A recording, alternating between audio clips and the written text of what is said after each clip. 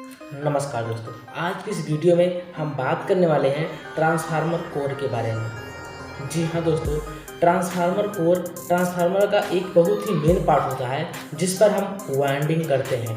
Transformer का core silicon steel नामक पदार्थ से बना होता है। ये जो कोर होता है इसे पूरी तरह से हम लेमिनेट करके इंसुलेट कर देते हैं, जिसकी जो लेमिनेशन होती है वह 0.35 mm से लेकर के 5 mm तक इसकी मोटाई होती है।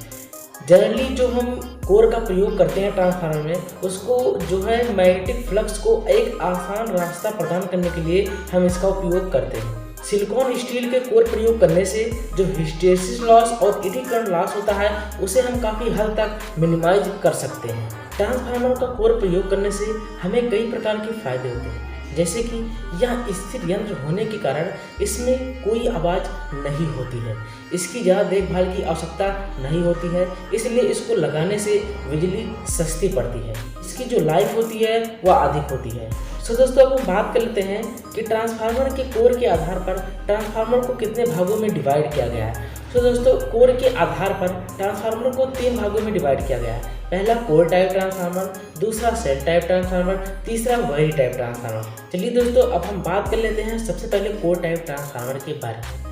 तो दोस्तों, core type transformer silicon material का बना होता है। इसमें 2 L प्रकार के कोर का प्रयोग किया जाता है। यह कोर आयताकार आकार में बनकर तैयार हो जाता है। इस प्रकार के कोर में 2 लिम्ब होते हैं। लिम्ब वो चीज होता है जिसपे हम वाइंडिंग करते हैं। दोनों लिम्ब पर वाइंडिंग की जाती है। इसमें चुंबकीय रेखाओं के लिए केवल एक मार्ग होता है, इसीलिए इस प्रकार की कोर का प्रयोग हम कम पावर के ट्रांसफार्मर में करते हैं। इस प्रकार के कोर में जो दोनों लिम्ब होते हैं या फिर दोनों भुजाएं होती हैं, उनका क्षेत्रफल समान होता है। इसमें हानियां अधिक होती है। यह कम वोल्टेज के लिए डिजाइन किया जाता है।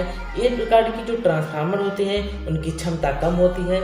इस प्रकार के ट्रांसफार्मर में जो लीकेज होता है वह अधिक होता है। इनकी देखभाल एवं मरम्मत करना सरल होता है। चलिए दोस्तों, अब हम बात कर लेते हैं सेल टाइप ट्रांसफार्मर की। तो दोस्तों, जो सेल टाइप के ट्रांसफार्मर होते हैं उसमें E और I प्रकार की पत्तियां लगाकर हम कोर तैयार करते हैं। इसमें दोस्तों 3 लिम्स होते हैं या फिर कहें 3 भुजा होती हैं, जिसमें से जो बीच वाली भुजा होती है वह अन्य दोनों भुजाओं से मोटी होती है, क्योंकि जो वाइंडिंग की जाती है वह उसी के ऊपर की जाती है।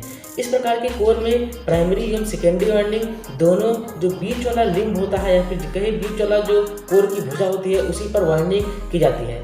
इस प्रकार के कोर में 2 चुंबकीय मार्ग होते हैं। इस ट्रांसफार्मर द्वारा उच्च वोल्टेज आउटपुट प्राप्त होती है। इस ट्रांसफार्मर में लीकेज फ्लक्स कम होता है और इसकी जो देखभाल होती है एवं मरम्मत करना बहुत ही कठिन होती है। अब हम थर्ड प्रकार के ट्रांसफार्मर की बात कर लेते हैं, तो वह हमारा होता है वायरी टाइप ट्रांसफार्मर। वायरी टाइप ट्रांसफार्मर का जो कोर होता है वह आयताकार होता है। इसमें कई चुंबकीय मार्ग होती है, इसीलिए हम इसे वायरी टाइप ट्रांसफार्मर भी कहते हैं। यह ट्रांसफार्मर छोटा होता है। इस ट्रांसफार्मर को हम डिस्ट्रीब्यूशन कोर टाइप ट्रांसफार्मर भी कहते हैं। वायरी टाइप ट्रांसफार्मर में दोनों प्रकार की यानी कि सेल टाइप और कोर टाइप के ट्रांसफार्मर की जो प्रॉपर्टीज होती है, इसमें दोनों प्रकार की प्रॉपर्टीज पाई जाती हैं। सो दोस्तों, मुझे आशा है कि आप सभी लोगों को इस वीडियो में प्रदान की गई जानकारी बहुत अच्छी लगी होगी। मिलते हैं किसी नेक्स्ट वीडियो में, तब तक के लिए जय हिंद।